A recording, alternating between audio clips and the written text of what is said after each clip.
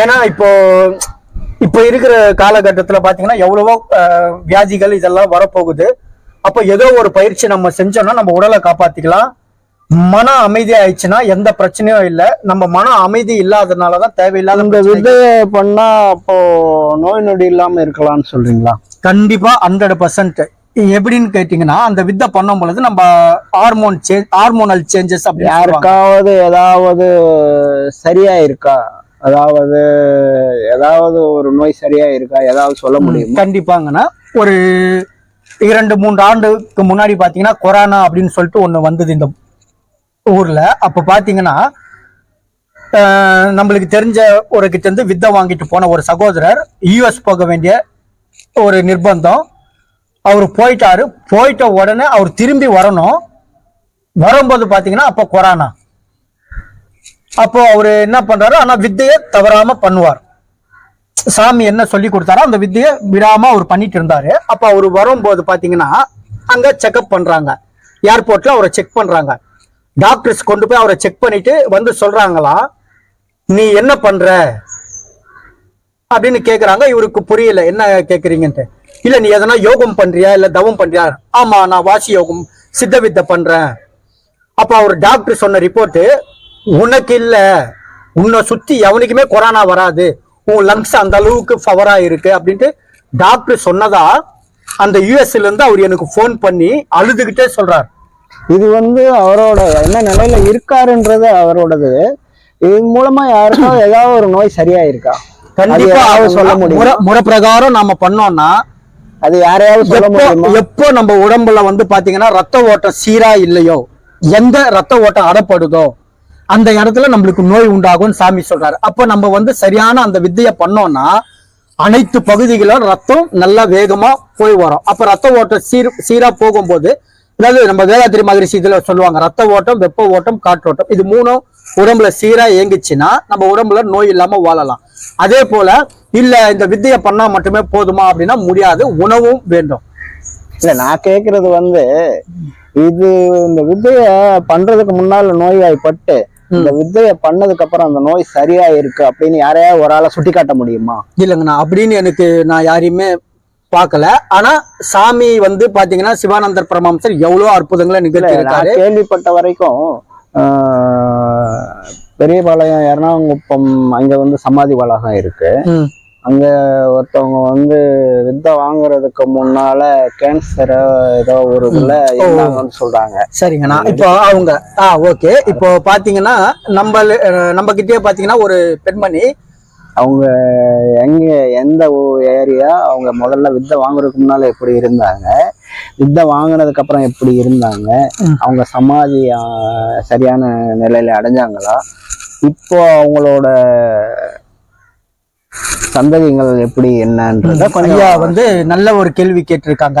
ஏன்னா இந்த வித்தை சொல்றீங்க அவங்க பேரு மூலம் சுந்தரி, இது மூலமா யாருக்காவது மக்களுக்கு தெரியணும்ல யாரு என்ன அடைஞ்சிருக்காங்க. நீங்க வித்தைய பத்தி சொல்றீங்க, அது மூலமா இப்போ எப்படின்னா காலம் எப்படின்னா ஒண்ணு இலவசம் கொடுத்தாதான் இன்னொன்னு வாங்குவாங்க, அந்த மாதிரி சூழ்நிலையில இருக்கிறதுனால இதை செஞ்சதுனால யாருக்காவது ஏதாவது பலன் அடைஞ்சிருக்காங்களா அப்படின்னு தெரிஞ்சாதான் மக்கள் அதை நம்புவாங்க. சரிங்க, நல்ல காலம் அந்த மாதிரி காலமா இருக்கு. எனக்கு நான் சில விஷயம் ஞாபகம் இல்லாததுனால சொல்ல முடியல.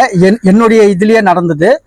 இப்ப நான் ஒரு நிலையத்துல இருக்கும் பொழுது பாத்தீங்கன்னா நடந்து எத்தனை வருஷத்துக்கு ஒரு 5 ஆண்டு காலம் இருக்குங்கன்னா, அப்ப அவங்க பாத்தீங்கன்னா அவங்க பேர் சுந்தரின்னு சொல்லிட்டு இந்த வித்தைய பத்தி கேள்விப்பட்டு அவங்க ரொம்ப காலமா தேடி அவங்க டீச்சர், கடைசியில ஒரு பிஹெச்டி முடிச்ச டீச்சர் அவங்க வராங்க, அந்த நிலையத்துக்கு வராங்க. நான் தான் அங்க இருக்க.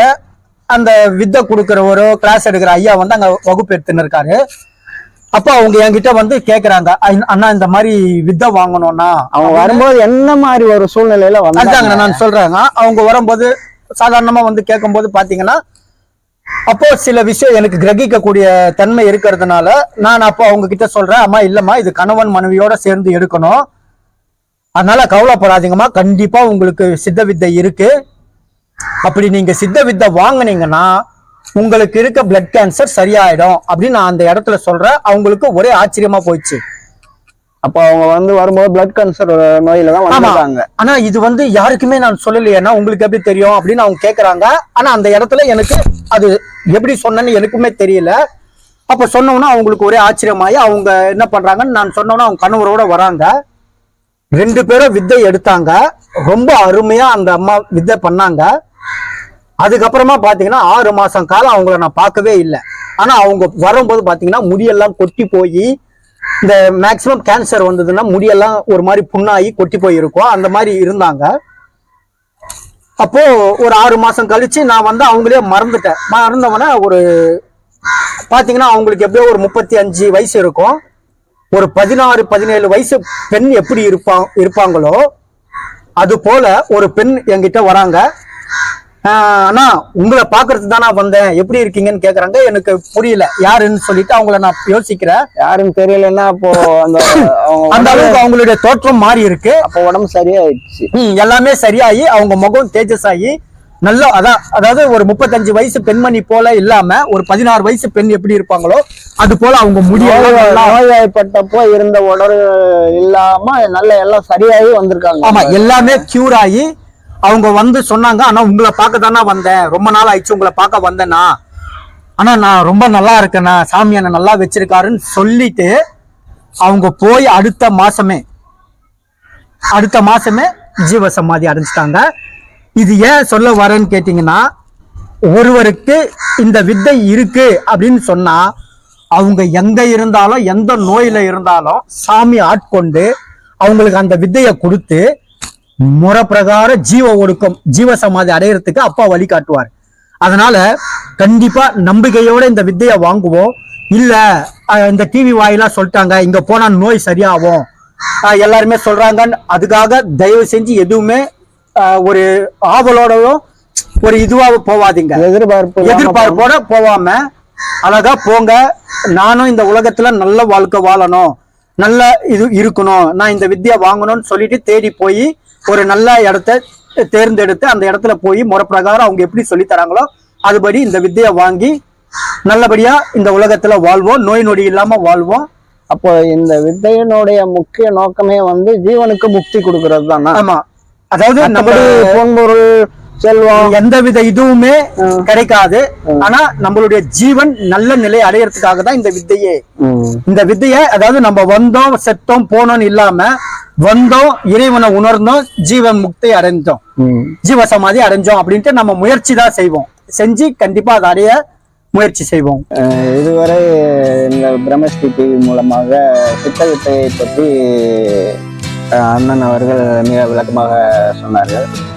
மீண்டும் இது போல ஒரு நல்ல அரிய கருத்துக்களை இன்னொரு பிரம்மஸ்ரீ டிவி மூலமாக இன்னொரு நேர்காணல் மூலமாக நாம் காணலாம். எங்களால் முடிந்தவரை வாரம் ஒரு ஜீவ சமாதி உங்களுக்கு அறிமுகப்படுத்துகிறோம்.